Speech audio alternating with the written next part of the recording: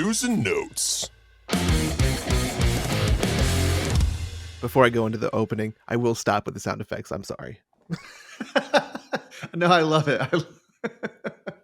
If I don't know where to put them. You know how I am. I need to organize. I know. I feel so bad because I feel like I'm just being an even worse friend now that I've discovered that I have technology in my hands. I feel like I'm helping. I'm Ralphie Wiggum. I'm helping. Anyways, our news and notes segment is sponsored by Shortboxed. Please leave that in the show. Shortboxed, the easiest and safest way to buy and sell graded comics. I'm actually on Shortboxed right now trying to buy this Predator versus Judge Dredd episode 1. Anyways, you can download Shortboxed on iOS and Android. Use our code OBP15 at checkout for $15 off your first order. That's OBP15 at checkout. So thank you to the Shortboxed for sponsoring our news and notes. Chris, Warner Brothers, they're at it again. What's going on? What is happening? What's going on the W? Murmur. That's such a little racist frog. Little racist frog. W. I love this show. Aquaman 2 release date has been moved back to Christmas 2023. Shazam number 2. You can use the one for anything that we talked about Warner Brothers today. Okay. Shazam 2 is getting bumped up to March 23. Oh my god. What a terrible time to be a superhero. Terrible time to be a DC superhero Warner fan. Brothers DC comic fan. Terrible time to be a Warner Brothers fan. Man, can they absolutely, yeah. Can they stop shitting the bed, please?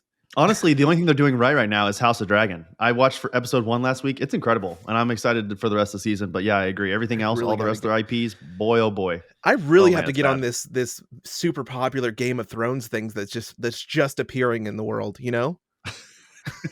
Yeah, it's been around for 10 years. Shut your mouth. Shush. I think we've had enough. Shut for here. 1 second. Shut your mouth. I needed someone Wait, to shut your work mouth. Shut your mouth. I'm sorry? What did You're you just say? coming off stupid. I'm coming off as stupid. You're wearing tuxedos to a job that requires you to clean bathrooms. So Warner Brothers is shaking up some release dates and giving new theatrical releases to films that have been up in the air. First up, the sequel, Aquaman. I wanted to make a joke about up in the air, but Aquaman is in the ocean, so that doesn't really make sense. But first up is the sequel, Aquaman and the Lost Kingdom, which was originally set for March 17th, 23. Wow. That's like a 9-month push. It's now moving to December 25th. So Christmas of 2023, 9-month delay.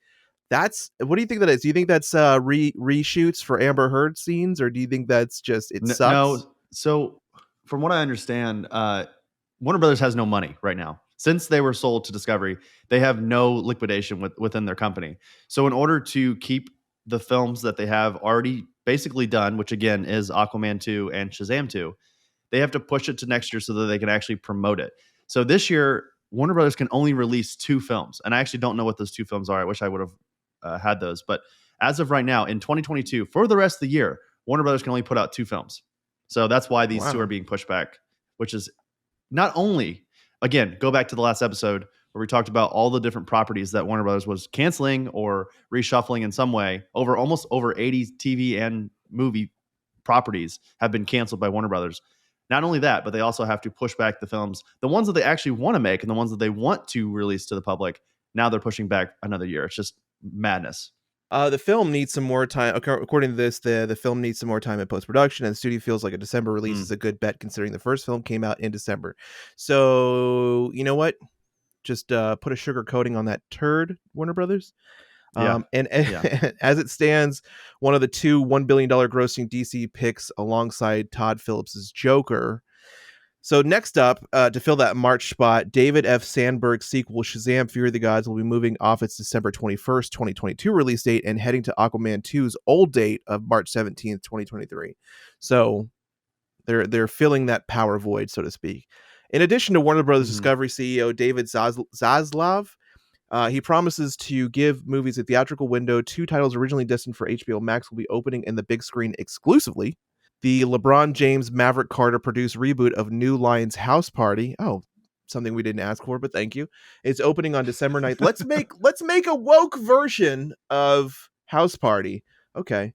I'm not one of those people that like hates like woke things, but like I really hate the fact that if you've ever watched When it's egregious. it is. If you've ever watched House Party, it is one of the most blatantly like internally racist movies like that's out there. It's like full. It's just the jokes, and it's a different era of humor, and it just does not. It will not fit well. It's like taking the old Fresh Prince and making it the new Fresh Prince. You might be able to make it fit, but at the same time, it's not gonna have the impact that it did. Anyways, moving on. House Party is opening on December 9th this year, and Lee Cronin directed Evil Dead Rise is opening on April 21st, 2023. Do you remember when things like zombie movies and horror films were kind of exclusive to the later part of the year? We actually talked about it here on the show earlier last year, that this new Evil Dead Rise was going to be a HBO Max exclusive. So from what I understand, and you tell me if you're not picking up the same thing, Aaron, David Zaslav is essentially throwing out whatever plan they had for HBO Max before. All of these exclusives, nope, no more. We're not doing that anymore. He wants to completely switch to a more theatrical based schedule, I guess, if you want to say that. So basically, whoever was in charge before, which I thought was David Zaslav, I thought he was the one who owned Warner Brothers, and he just kind of converted over when they were bought by Discovery. I could be wrong there, but whatever they had planned from before, now they're just switching up and destroying all of these dreams, completely shaking things up from whatever they had planned, things that were in place for the last 2 years. He's saying, nope, no more. We're going to cut some heads off, and we're going to go ahead and just change it up again. I feel like it's not him. I imagine like David walking. I call him Dave. We're on a first name basis. Yeah, we have lunch together. We have lunch together all the time. But I feel like, and this is what I imagine. He walks into the boardroom and he's like, "Hey guys, it's been a rough year. It's been pretty interesting. Sorry about Batgirl, my bad. We that's not my bad. That's my bad. That's on me. That's on me. That's on me. That's on me. Is it Stain? Yep, that's Batgirl. Okay, so now that we're merged, we're all friends, we're all family. How about we keep this HBO Max train a running? David, no. Oh, what is that, Discovery? No, you don't like it? No. Oh, okay. No. Oh, so what do you want to do? Only theatrical. Got it. We're good. Okay, cool. New plan. See you guys later. Yeah. And it's just like we got to make room for Honey Boo Boo. Yeah. Over from Discovery. But, yeah, I just thought 90 Day Fiance universe. Yeah, exactly. I want to talk about that really quickly because just to kind of build off that, our second piece of news is to talk about Bruce Timm and J.J. Abrams' Batman: The Caped Crusader animated series. Wow, shocker, everyone, has been canceled by Warner Brothers. And this is something that Aaron and I were very excited about. What a dick move. I'm sorry. Okay, I'm not even upset about the first piece of news. All right, this upsets me. Because this is the team from, at least part of the team from the original Batman the Animated Series, the one that most people like Aaron and I revere so highly. So The Caped Crusader is one of 6 animated projects that were axed. Others include, and Aaron, you're going to be really sad about this one, Merry Little Batman, The Day the Earth Blew Up, a Looney Tunes movie, Bye Bye Bunny, a Looney Tunes musical, Did I Do That, To the Holidays, a Steve Urkel story, and The Amazing World of Gumball, the movie. So I would say of those, Aaron, you're probably only really upset about all of them but The Caped Crusader, right? I'm upset about every single one. Every single one. Whatever this garbage pile that I'm looking at right now, Caped Crusader was the only redeeming thing. So it's like the Democrats or Republicans putting in a bill into like the Senate, and it's like, hey guys, just sign this. Just sign. Don't look at it. Just sign it. Just sign it. Don't look at it. It's like, no, that's what happened. That's how originally got like approved. And somebody's like, I want you to make all this garbage, but you get one good thing, and that's Batman. And now they're just like, well, and we're also gonna. That was a huge waste. We're just gonna cancel that too. Yeah, fuck it all. Burn it to the ground. Right. Along with Bruce Timm, who obviously, like we said, was the creator of Batman the Animated Series, Justice League Unlimited, and J.J. Abrams, who, as we know, director of Cloverfield, Star Trek, and the Star Wars: The Force Awakens, and only that. The only Star Wars movie that he directed was The Force Awakens and nothing else.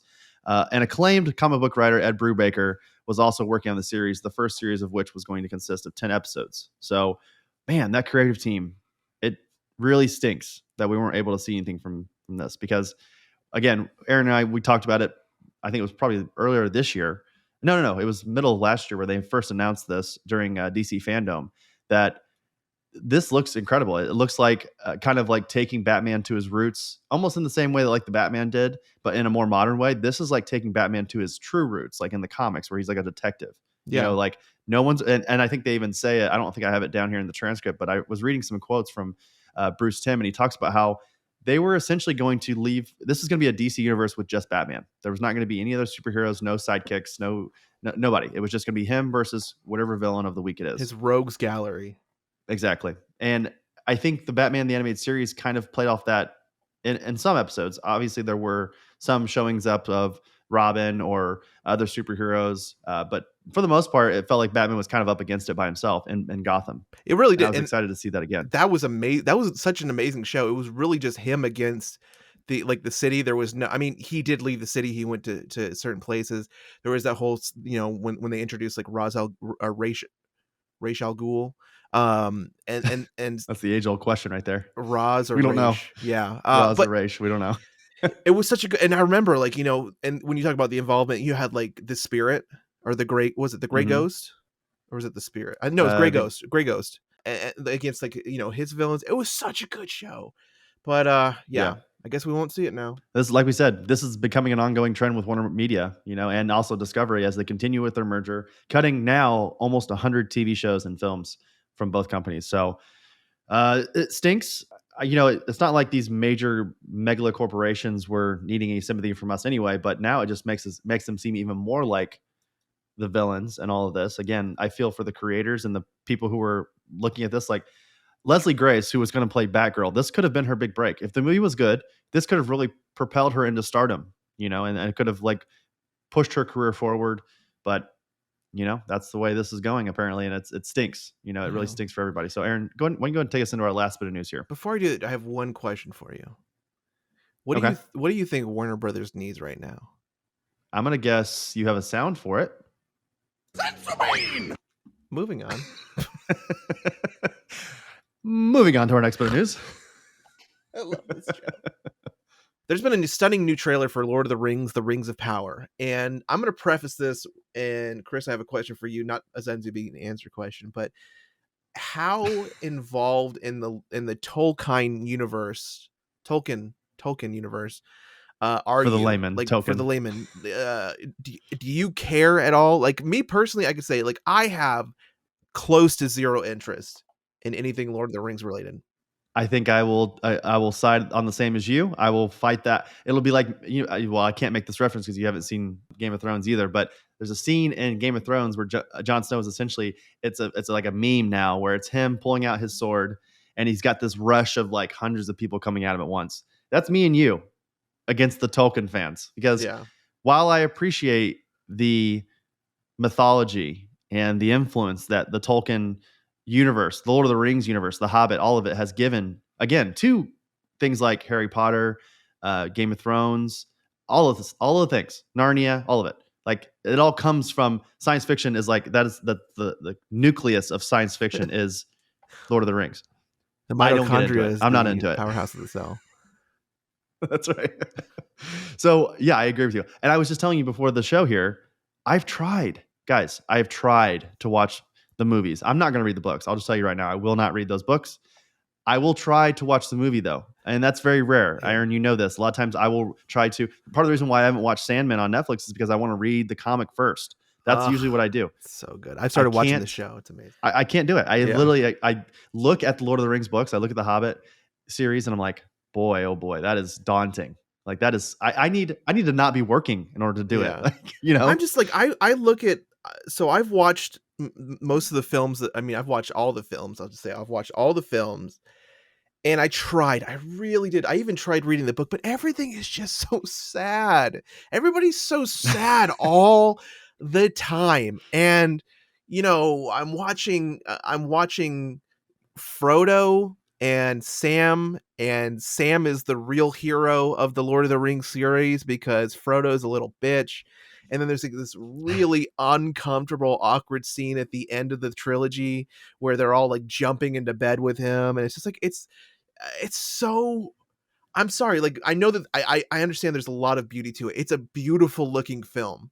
I am just not into it. It just does not spark joy. Does not compute. I want to throw it away because it does not spark joy for me. And I'll even say, like, I watched this trailer. So we're talking about the stunning new trailer for Lord of the Rings, The Rings of Power, just to kind of tie it back in. And it does look cool. It looks pretty, like, there's like, but again, like, none of it's like, oh, I gotta watch that. Nothing like. I'll You're not understanding the references. Yeah. Like people I are have watching no this idea like, oh my who God, these are. they're doing this. They're Yeah. doing that. We don't know. Yeah. Aaron and I, we are not, if you expect us to at some point review Lord of the Rings, The Rings of Power, unless it is like an iconic all-star Hall of Fame series, we're probably not going to cover it. I see. We don't have that in us. I watched this trailer and I see elves. Thank you. Finally, a black elf. Finally, a black character. Finally, in general, in a Lord of the Rings live action. I mean, I don't even think, was there a black one a black Hobbit, anything in the original cartoon film? I don't remember. But that's the thing. It's like, I don't remember seeing a single black person in these movies that came out a while ago. So anyways, I was excited about that. That was really the only person of personal interest that I had into it was racially. And I'll say it. Racially. Sure. Okay. Thank you, Mr. Black Elf. So the series does look incredible. It seems like the creators and showrunners JD Payne and Patrick McKay have done something really like gorgeous. They've created like a whole new visit into Middle Earth and wherever else I just remember at one point all the elves leave Middle Earth and go somewhere. I'm assuming that's like whatever. Anyways, Lord of the Rings, The Rings of Power is set thousands of years before the events of I didn't realize it was thousands of years before the events of J.R.R. Tolkien's The Hobbit and Lord of the Rings, and will take viewers back to an era of which great powers were forged, kingdoms rose to glory and fell to ruin, unlikely heroes were tested, hope hung by the finest of elvish thread, and the greatest villain that ever flowed from Tolkien's pen threatened to cover all of the world in darkness and make everybody sad again. So maybe he wins. Maybe that's why everybody's sad in Lord of the Rings. But so this begins in a time of relative peace. The series follows an ensemble cast of characters. Wow, this sounds familiar. Both familiar and new as they confront the long-feared reemergence of evil to Middle Earth. From the darkest depths of the misty mountains to the majestic forests of the elf capital of Lindon, to the breathtaking island kingdom of Numenor, to the forest reaches of the map, these kingdoms and characters will carve out legacies that live on after they are gone. So McKay previously said of the series, the Second Age is the great unfilmed story in Tolkien's entire legendarium. With the forging of the rings and the last alliance, we felt that was the story that deserved to be told. The Rings of Power is set to premiere on Amazon Prime Video Friday, September 2nd, 2022. Next week. So we're getting it next week. So we'll know what the series is going to be. It's kind of crazy that we're getting both a new Game of Thrones series. I guess you could even say spinoff, Game of Thrones spinoff and Lord of the Rings spinoff at the same time from different companies. So again, like Aaron was saying, I agree 100%. I have little interest. I mean, it looks good. It looks really good. And I'll probably check it out because they have more money than God to make this series. I think they donated, or not donated. They put, I think it was like $5 or $6 million. No, that's not right. I think it's like billions, isn't it? Yes. They dedicated billions towards the series and then like 3 seasons of this series. Yeah. But each episode is like, remember back, I don't know if you remember this, Aaron, but when Game of Thrones first came out and it was like $1 million an episode, people were like, what? Like blew their mind. And now we're doing, it's like $3 million an episode. It's just wild. And the CG, it does look really good. It looks like a movie. Like it honestly does. And we're in the golden age of television. I'm pretty sure I heard at some point that this Amazon's Game of Thrones or Amazon's Lord of the Rings, excuse me. I'm mixing up 2 different universes here. This show it's Amazon, right? Yeah. Amazon Prime. Yeah. I feel like I'm losing my mind. Okay. So I'm pretty sure I've heard it said that this is like a make or break thing for Amazon Prime. Like if this fails, they're completely fucked. Oh man. Like that's how much money they've gambled on Lord of the Rings. Man, I'll tell you, I don't know if I love that bet. Like Lord of the Rings, while extremely popular and it's still very much in the zeitgeist of nerd culture, there are people in the nerd world like you and I who are not into Lord of the Rings. We're just not. It's beyond us. Yeah. So I don't know if I love that, but at the same time, do you, boo-boo? because we're going to do us. Looks like meat's on the menu again. Well, Aaron, that'll do it for our news and notes this week. Let's go ahead and get into our review of Dragon Ball Super Superhero. Before we get there, though, let's go ahead and take a quick break, and we'll be right back.